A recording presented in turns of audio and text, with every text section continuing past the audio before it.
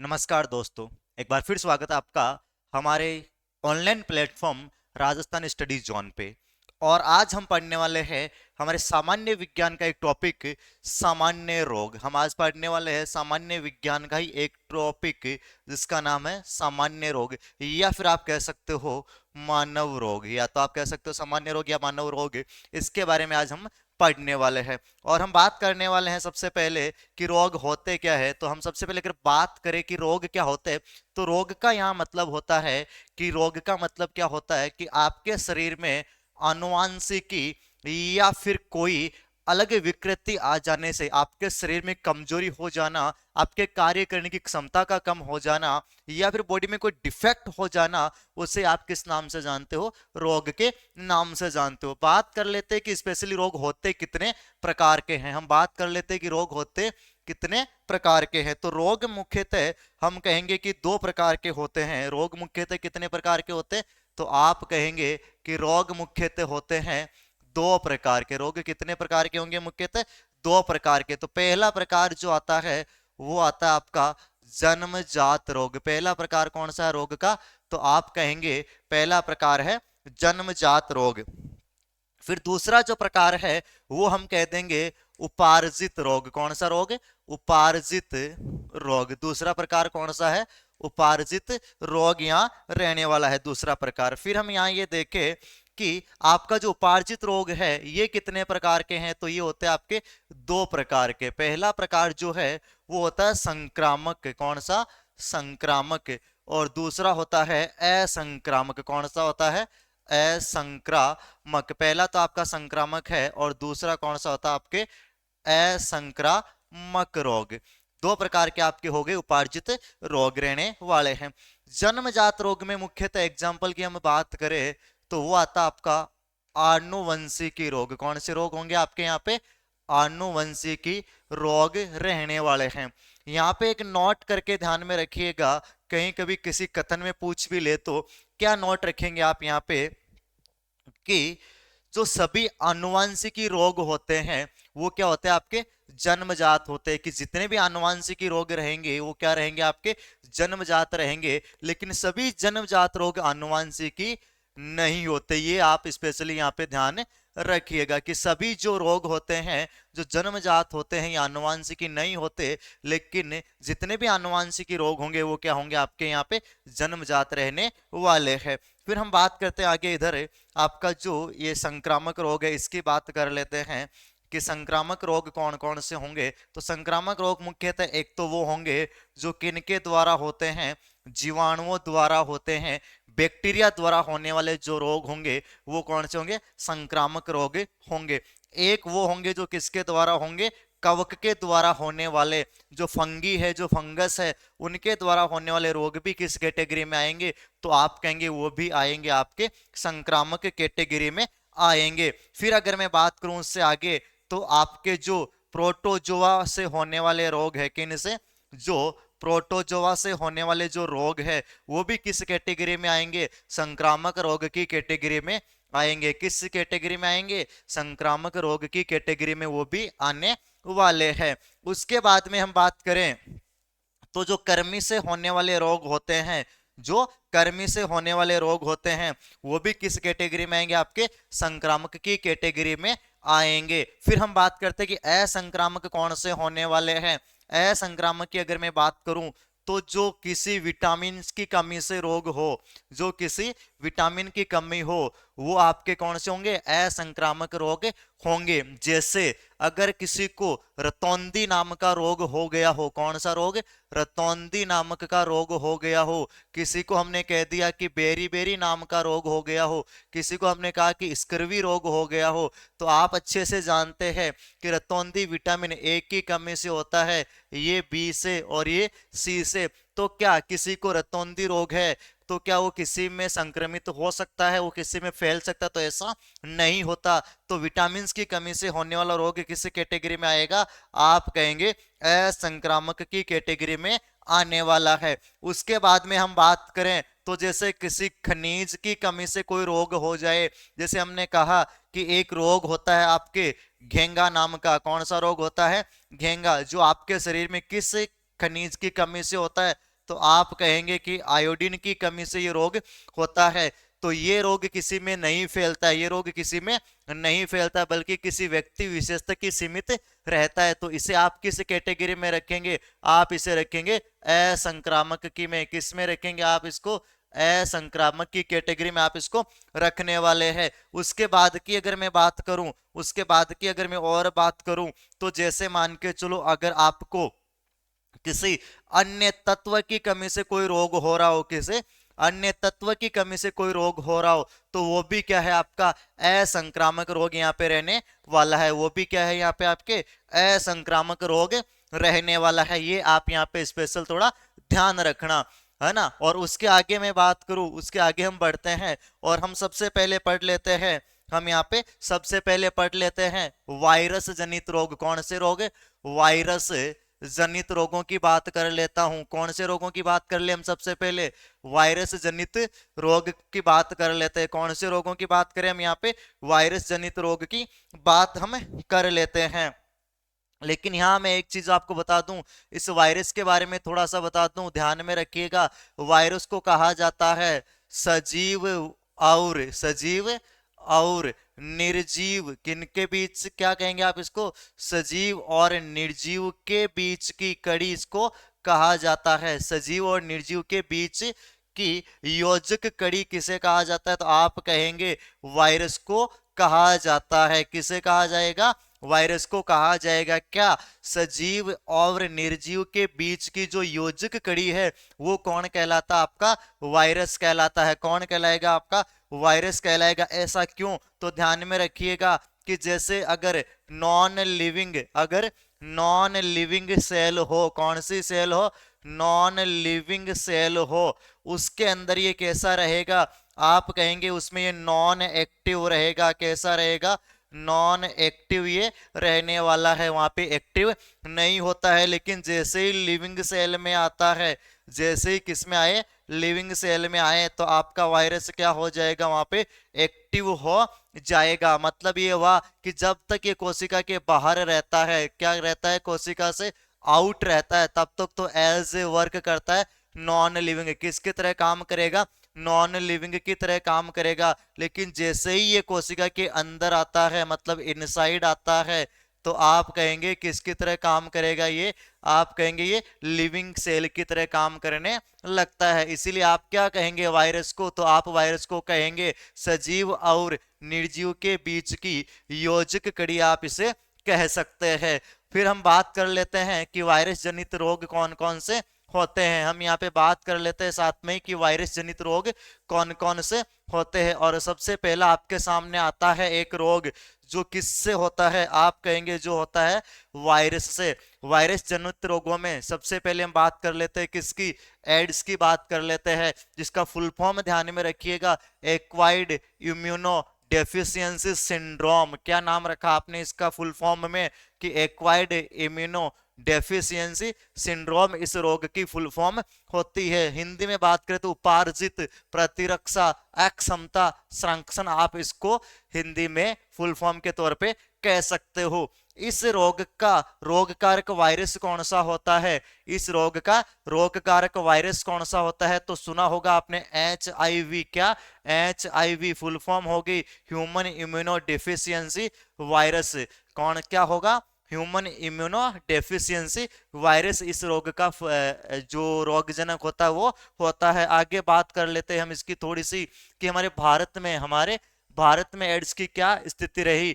तो भारत में जो पहला केस मिला था एड्स के रोग का, वो चेन्नई में मिला था। और कब मिला था? तो आपने लिखा कि वो 1986 में पहला केस मिला था। भारत में इसका पहला केस कब मिला? आपने कहा कि चेन्नई में मिला था। और कब मिला था? 1986 में इसका पहला केस भारत में मिला था। किसका? एड्स की बात कर रहा हूं। किसकी? एड्स की बात कर रहा हूं। तो एड्स का जो पहला केस मिला था वो 1986 में कहां मिला था? तो आपने कहा वो मिला था चेन्नई में मिला था। कहां मिला था? चेन्नई में मिला था। आपको हमारी क्लास का फायदा ये रहने वाला है कि आप साथ साथ में नोट्स भी बना सकते हो। क्या कर सकते हो? साथ साथ में नोट्स भी बना सकते हो। इस तरीके से आप अपने नोटबुक लेकर के साथ में नोट्स भी बना सकते हो। फिर आप लिख सकते हैं कि इसी को किसको? एड्स को और किस नाम से जाना जाता है? आप कहेंगे मृत वारंट है ना, मृत्यु वारंट, सॉरी, यहाँ पे मृत्यु वारंट होगा। ये किसका वारंट होता है? मृत्यु का वारंट होता है कि ये आने के बाद में उस व्यक्ति की मृत्यु निश्चित है। अगर किसी व्यक्ति में ये वाला डिजीज हो जाता है, आपके अगर किसी व्यक्ति में एड्स देखने को मिलता है, तो डेफिनेटली उसकी क्या हो जाती है, कुछ सालों बाद में मृत्यु हो जाती है। इसीलिए इसे क्या कहा जाता है? मृत्यु वारंट भी कहा जाता है। फिर आप देखना 1988 में, 1988 में, 88 से लेकर प्रतिवर्ष हर साल 1 दिसंबर को, कब? 1 दिसंबर को कब रहने वाला है ये आपका? 1 दिसंबर को क्या रहने वाला है आपका? आप कहेंगे एड्स दिवस मनाया जाता है। कब मनाया जाता है? तो 1 दिसंबर, 1 दिसंबर को क्या मनाया जाता है? एड्स दिवस मनाया जाता है। कौन सा? विश्व स्तरीय। कौन सा? विश्व स्तर पे। उसके बाद में हम बात कर लेते हैं थोड़ी सी ये कि भारत में एड्स की रोकथाम के लिए, कहां पे? भारत में एड्स की रोकथाम के लिए एक संस्थान बना, एक संगठन बना, जिसका नाम क्या था? नाको। फुल फॉर्म की बात करें तो राष्ट्रीय एड्स नियंत्रण संगठन बना था, जिसमें एड्स की रोकथाम या फिर कहे तो नियंत्रण की बातें हुई थी। और ये कब बना था ये भी ध्यान में रखना। आप कहेंगे 1992 को बना था। कब बना था? 1992 को बना था। ये भी आप इसमें साथ साथ में ध्यान रखना। नोट्स के तौर पे लिखना चाहो, नोट्स के तौर पे लिखना चाहो तो आप यहाँ पे इसका स्क्रीनशॉट लेकर रख सकते हैं। उसके बाद में आगे बढ़ते हैं हम। आगे बढ़ के ये बात कर लें कि आपका जो एड्स है इसके लक्षण क्या क्या रहने वाले हैं। आपका जो एड्स है इसके लक्षण क्या क्या रहने वाले हैं। एक चीज ध्यान में रखिएगा कि एड्स के स्वयं के कोई लक्षण, कोई रोग संबंधी लक्षण नहीं होते। ये इंपॉर्टेंट ध्यान में रखना कि आप लोगों को बाहर से देखने पर, किसी व्यक्ति में अगर एड्स हो चुका है तो बाहर से देखने पर आपको ये पता नहीं चलेगा कि उस व्यक्ति को एड्स है। क्यों? क्योंकि बाहर से इसमें कोई रोग संबंधी लक्षण दिखाई नहीं देंगे। तो फिर क्या लक्षण है इसका? इसका एक ही काम है, ये क्या करता है कि शरीर में प्रवेश करने के बाद में शरीर की जो रोग प्रतिरोधक क्षमता है उसको क्या कर देता है? ये कमजोर कर देता है। क्या होगा? रोग प्रतिरोधक क्षमता को कमजोर कर देता है। क्या मतलब हुआ इस बात का? मतलब ये हुआ कि जैसे कोई ए नाम का पर्सन है, हमने कहा कोई ए नाम का पर्सन है, व्यक्ति है, हमने कहा कि इसको क्या हो गया? तो इसको एड्स हो गया। एड्स होने से क्या होगा कि इसके अंदर जो रोगों से लड़ने की क्षमता है वो क्षमता धीरे धीरे क्या होने लगेगी? कमजोर होने लगेगी। और फिर छोटे से छोटा रोग भी इसको आसानी से ग्रसित कर सकता है। क्या होगा? फिर छोटे से छोटा रोग भी इसको आसानी से ग्रसित कर सकता है, जिसके कारण व्यक्ति की मृत्यु भी हो जाती है। क्यों हो जाती है? क्योंकि उसके पास अभी की क्षमता नहीं रही। कौन सी क्षमता नहीं रही? रोगों से लड़ने की क्षमता उसके पास नहीं रही। उसके बाद में आगे की बात कर लेते हैं कि संक्रमण किस तरीके से फैलता है इसका। ये एड्स नाम का जो रोग है एक व्यक्ति से दूसरे व्यक्ति में किस तरीके से फैल जाता है ये भी हम यहाँ पे बात कर लेते हैं। तो स्पेशल ये कहाँ कैसे फैल जाता है? तो ये फैलता है, सबसे पहली चीज तो ध्यान में रखना, असुरक्षित यौन संपर्क से। कैसे फैलता है? असंक्रमित यौन, सॉरी, असुरक्षित यौन संपर्क से। यहाँ पे यौन संपर्क का मतलब है सेक्स करने से। अगर आप असुरक्षित सेक्स करते हैं तो उससे भी ये रोग फैल सकता है। एक्चुअली ऐसा क्यों है? तो इसका ये ऐसा इसलिए क्योंकि ये HIV कहाँ रहता है? बॉडी के द्रव्य पदार्थों में या फिर कहे तो खून में मिल जाता है, जिससे ये आपके यौन संपर्क से फैल सकता है। कैसे फैल सकता है? तो मैं आपको इसका एग्जांपल बता दूं कि ए नाम का कोई पर्सन है, बी नाम का कोई पर्सन है, ए को कौन सा डिजीज है? आपने कहा ए को एड्स है। अगर ए वाला व्यक्ति इसके साथ में यौन संपर्क क्रिया करता है, कौन सी क्रिया करता है? यौन संपर्क क्रिया करता है, तो ये एड्स इस व्यक्ति में आ सकता है। ये सबसे बड़ी सबसे ज्यादा वायरल होने का सिस्टम है आपके एड्स का। उसके बाद में हम बात करें एक और क्या हो सकता है कि कोई रोगी या सहवाक, कोई रोगी व्यक्ति जिसको पहले से एड्स डिजीज हो चुका है, उससे अगर व्यक्ति से रुधिराधान करवाया जाए, जैसे मान के चलो कोई रोगी व्यक्ति है, अगर वो रोगी व्यक्ति किसी को रुधिर दे दे, अगर वो रोगी व्यक्ति किसी को ब्लड दे दे, तो ये उस रोगी व्यक्ति से स्वस्थ व्यक्ति में फैल सकता है। और क्या क्या चीजें हैं वो भी देखना आप, जैसे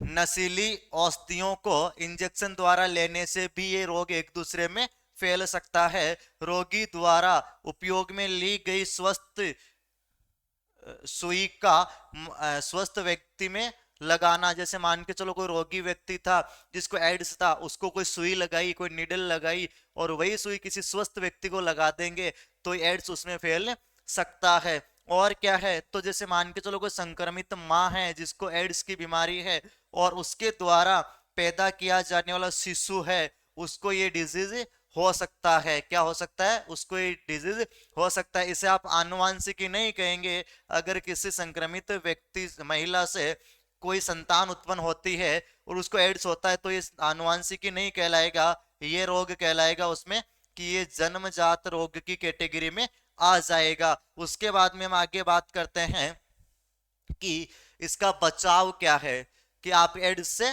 कैसे बच कैसे सकते हो। तो सबसे पहले कि जब भी इंजेक्शन लगवाने की आवश्यकता हो, अगर कोई भी इंजेक्शन लगवाने की आवश्यकता हो, कभी भी कोई नॉर्मल इंजेक्शन भी, तो आप क्या करें, डिस्पोजेबल सुई या फिर साफ निर्जलीकृत सुई का क्या करें आप प्रयोग करें। क्या करें आप, साफ निर्जलीकृत सुई का प्रयोग करें ताकि वो डिजीज आप में ना फैले।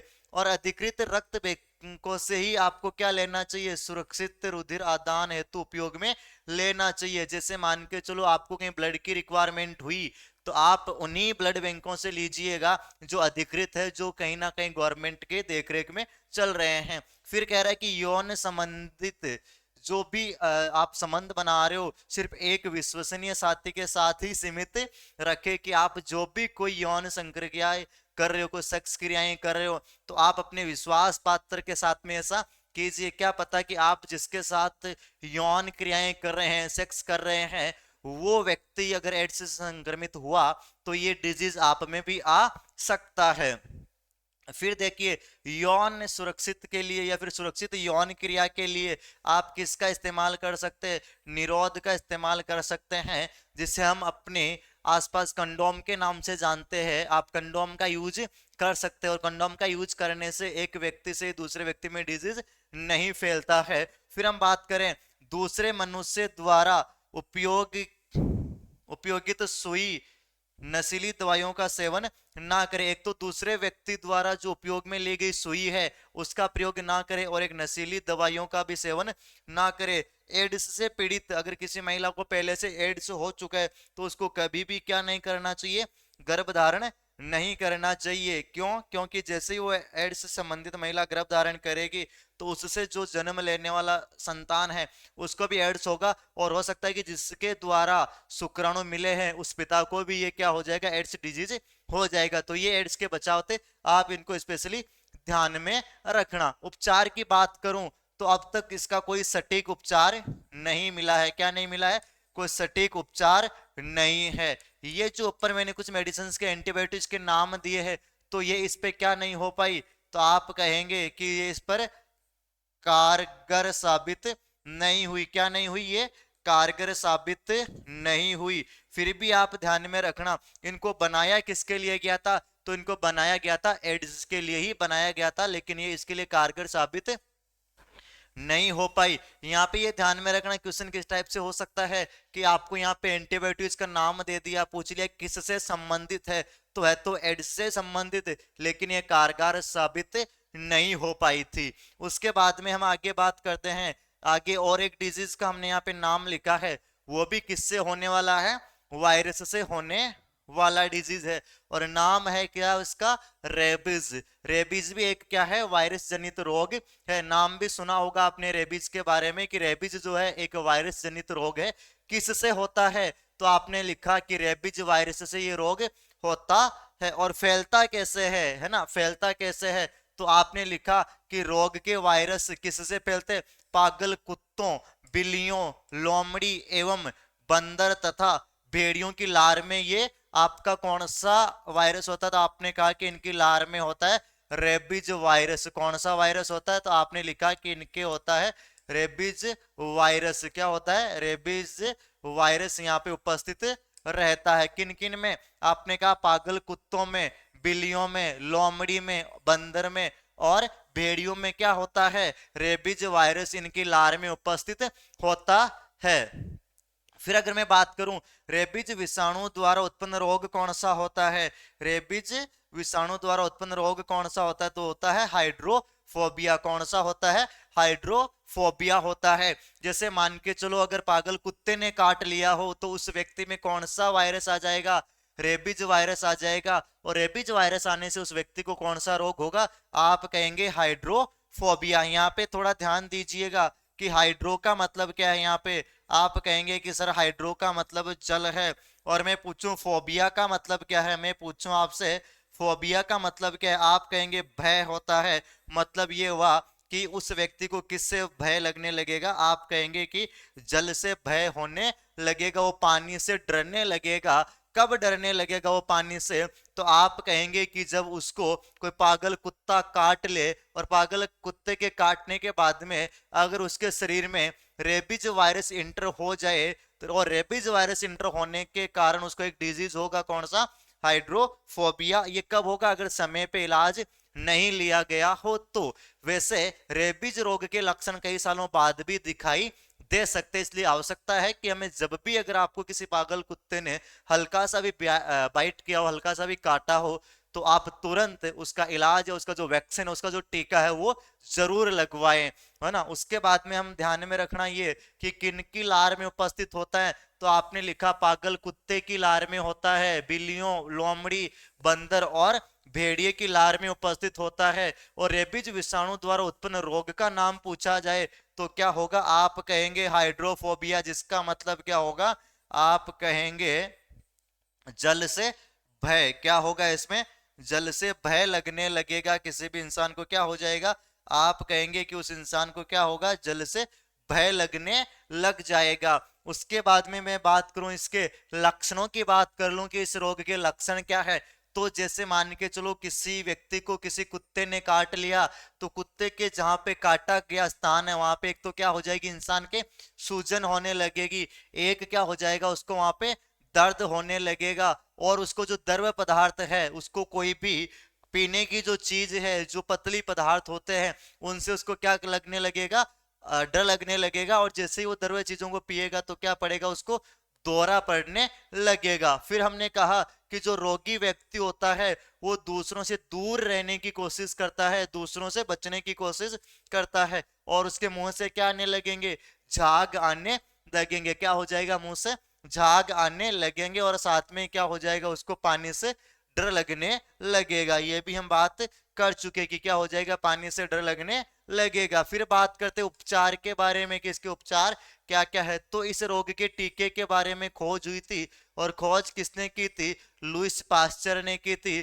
कब की थी, 1885 में की थी। कब की थी, 1885 में। इसकी खोज किसने की थी, आपके लुइस पास्चर नामक के वैज्ञानिक ने की थी। और एक चीज ध्यान में रखना, अभी वर्तमान में जो टीके लग रहे हैं वो नए टीकों की कैटेगरी में आता है। ये वाले जो टीके थे जो लुइस पास्चर ने खोजे थे 1885 में, ये कहाँ लगते थे, तो आप कहेंगे उदर में लगते थे, जिनसे दर्द बहुत ज्यादा होता था, उदर में लगते थे, नाभि के पास में लगते थे, जिनसे बहुत ज्यादा दर्द होता था। 3 से 4 टीके ये लगवाने पड़ते थे रेबीज से बचने के लिए। लेकिन जो नए टीकों की जब खोज हुई तो ये कहाँ लगाए जाने लगे, हाथ पर लगाए जाने लगे। और इसे क्या कहा गया, मेरियक्स, मेरियक्स ह्यूमन डिप्लाइड कोशिका, इस टीके को कहा गया। रेबीज का टीका है जो नया बना था, जिसको कहां लगाया जाता है, हाथ पर लगाया जाता है। क्या कहा जाता है, आप कहेंगे मेरियक्स ह्यूमन डिप्लाइड कोशिका, इस टीके को कहा जाता है। और इस टीके का सर्वप्रथम कहां पे प्रयोग किया गया, आप कहेंगे अमेरिका में किया गया। कब किया गया, 1980 को इस टीके का अमेरिका में प्रयोग किया गया था। ये आप यहाँ पे स्पेशल थोड़ा ध्यान रखना। बाकी जो चीज है, जो बाकी जो डिजीज है, जो जीवाणु जनित रोग है या जो वायरस जनित जो भी रोग है, वो हम पढ़ेंगे नेक्स्ट क्लास में। और तब तक आप बने रहिएगा हमारे साथ में। राजस्थान स्टडी जोन पे आपका स्वागत रहेगा हर पल हर दिन। और हाँ, इस वीडियो को शेयर, लाइक, सब्सक्राइब करना ना भूलिएगा, जरूर कीजिएगा। और बहुत जल्द हमारा ऐप लॉन्च होगा जिसमें हम आपको इन्हीं रोगों को पूरी डिटेल के साथ में कवर करवाएंगे, साथ में नोट्स भी बनवाएंगे। धन्यवाद वीडियो देखने के लिए।